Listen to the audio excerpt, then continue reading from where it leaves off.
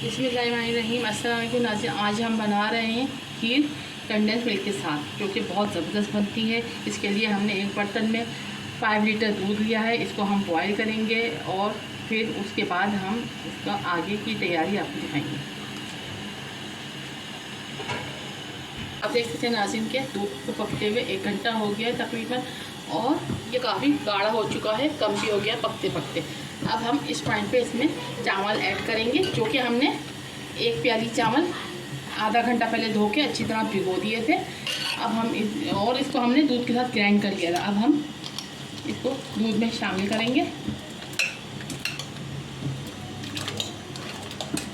और फिर हम इसको मिक्स करेंगे और तकरीबन आधा घंटा हम इसको मज़ीद पकाएंगे, क्योंकि चावल सॉफ्ट हो जाए, गल जाए अच्छी तरह से, और खीर भी हमारी गाढ़ी हो जाए। जितना पकेगी इतना ही ज़्यादा इसमें टेस्ट आएगा।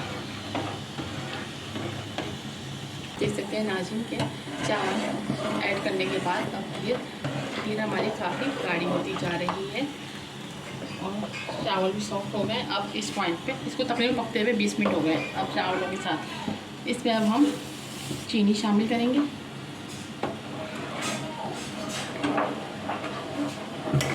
तकरीबन 2 कप।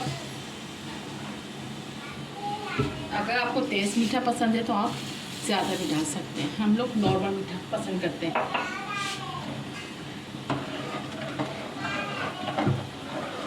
और अब हम इसको मिक्स करेंगे, चीनी को हिलाएंगे चम्मच से। फिर हम इसको बीच बीच में चेक करते रहेंगे। अभी हम इसको थोड़ी देर पकाएंगे, थोड़ा और गाढ़ा हो जाएगा तो फिर हम इसको सर्विंग डिश में आपको गार्निश करके दिखाएंगे। देखते हैं कि खीर तकरीबन तैयारी पे है हमारी।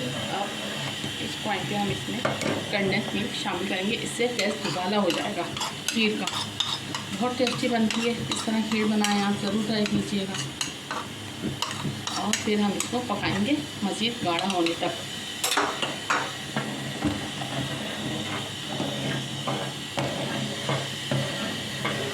तकरीबन 1 प्याली हमने इसमें कंडेंस मिल्क शामिल किया है। बस अब ये थोड़ी मीडियम फ्लेम पर पकेगी 15 से 20 मिनट। उसके बाद हमारी खीर रेडी हो जाएगी। देख सकते हैं नाज़रीन के खीर हमारी काफ़ी गाढ़ी हो चुकी है, बिल्कुल रेडी होने वाली है। अब हम इसमें 2 जो है छोटी इलायची हमने कूट के इसमें शामिल की है। इससे बहुत अच्छी महक आती है खीर में।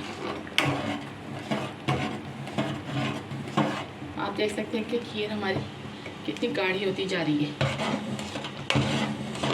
बस हम इसको 5 मिनट पकाएंगे, फिर डिश आउट करके आपको दिखाते हैं। आप देख सकते हैं नाज़रीन की खीर हमारी रेडी हो चुकी है, जो कि हमने फ्रेश दूध लिया था 5 लीटर और कंडेंस मिल्क लिया था 1 प्याली, उसके साथ हमने बनाई है। बहुत ज़बरदस्त बनी है, ये बहुत टेस्टी है। आप ज़रूर मेरी रेसिपी को ट्राई कीजिएगा। मेरे चैनल को लाइक करें, शेयर करें और सब्सक्राइब करें, कमेंट्स करें।